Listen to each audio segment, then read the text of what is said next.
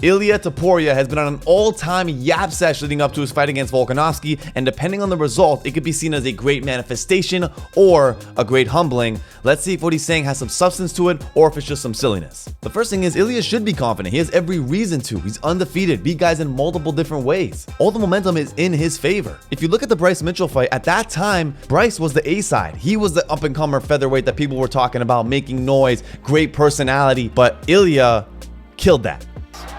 Oh, that's tight.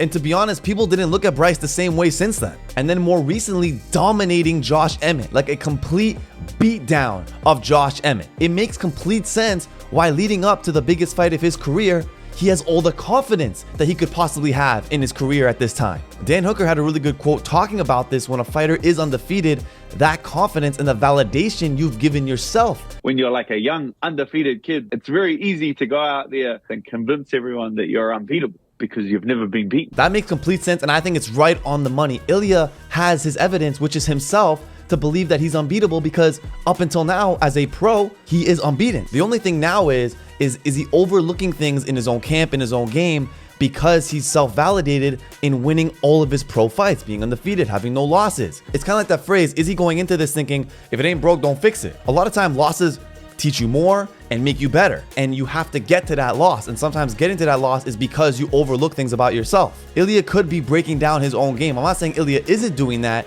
but it's a possibility. So that confidence is one thing, but now the things that he's saying, does he believe what he's saying? And there's certain things where I'm kind of like, okay, I don't know about that. He says that he thinks this Volk fight is gonna be easy, specifically the easiest fight of his career. Why is he saying now, the biggest fight of his career against his best opponent? Why is he saying it's easy now?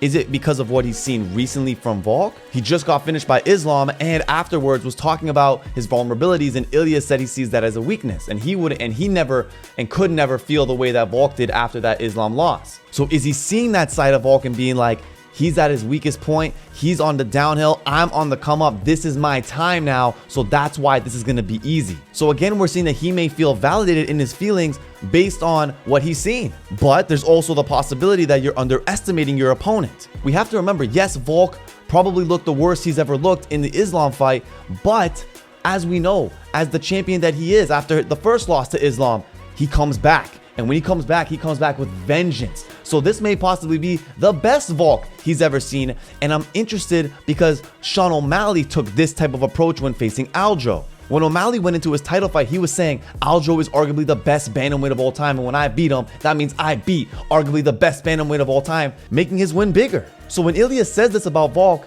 even if he gets it done, it kind of, in a sense, for himself, diminishes his win, because you were saying he was going to be easy. You were saying these things about Volk, and you beat him.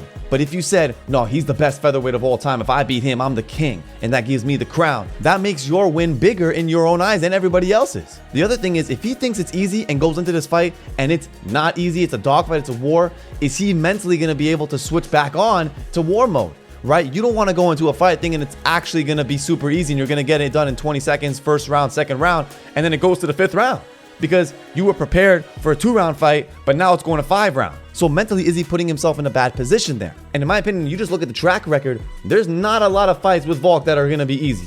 Like, rarely, ever. Changing the record on his Instagram account to 15-0 before this fight. To me, this is just like his own way of manifesting and also putting it out there onto social media. He's done a good job of preparing himself for stardom, the videos. Like, he's doing an amazing job on his social. So if he does win this fight, he's already prepared for that stardom. His social media team, everything is prepped and ready to go for him taking himself to that next level of stardom. But if he loses, it's going to be awkward changing that 15-0 to 14-1.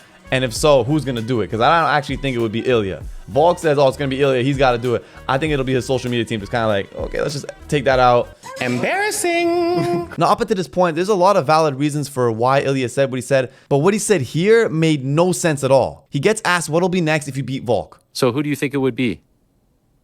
Conor McGregor. Bruh, really? I don't know. It makes no sense to me. It just makes no sense. It's just like, it's so dead. It's like, because it's just so not an option. Featherweight, like, okay, you want to go to lightweight. Like, if Conor's not fighting you, right? He's barely, like, he's not even fighting Chandler right now. Everyone just wants Conor. Everybody wants Conor. Everybody wants Conor. So then he gets asked, okay, what about the other contenders like Max Holloway and the rest of the featherweight division? If you beat Alex, then Max would obviously be a huge fight for you as number one contender, but he's fighting in April. Were you surprised that he took that? How? I'm gonna beat a guy who whooped his ass 3 times. How? Why wouldn't you want to fight Max Holloway? Max Holloway is a more realistic fight, obviously, than Conor McGregor, but Max Holloway is also a big star. That's a big fight for you money-wise as well. Why wouldn't you want to have that Max fight? It's really the biggest fight you could get after Volk, other than maybe a Sean O'Malley fight. Max, Jair, or Brian Ortega, all of them, I never gonna give them the chance to fight for the title. This to me is the silly part and the delusional part, because it's like, first of all, that's obviously not happening. You have no say. Like, the UFC is going to give you the option. It's going to be one option, maybe two, and then that's it. It's interesting because win or lose, he's actually in a good position because there's a lot of guys in the top of the featherweight division he hasn't fought yet, especially Max Holloway. Like, that's the guy you want to call out after your fight. And if you really think that he's not that good because he lost to Volk 3 times, that's actually, like, that's what you should be doing, is going after him. Anyways, but that's really the thing where I'm like, okay, you're saying this kind of thing. Now, do you believe what you're saying? Ultimately, like, from everything that we've seen, like, I can justify a lot of it, and it seems to be a good mix of confidence and delusion, which is what's needed at the highest level. It's what's needed to achieve, you know, greatness and what you want. You know, we've seen it time and time again where guys have a little bit of that delusion where they're talking kind of crazy, but for the most part, they're really just confident, and it's rooted, you know, in their belief in their ability, and that's fine. To me, this is that moment where it's like a rocket ship moment for Topuria. Like, this could go boom, he beats Volk, then it could be Max, and then it's like, it just goes up from here. Like, stardom, he's ready to go. Or it could be that big moment where everyone's gonna roast you because you were talking all that smack, and then you're gonna lose. What do you guys think is gonna happen? What would your reaction be if he wins or loses? Let me know. Peace.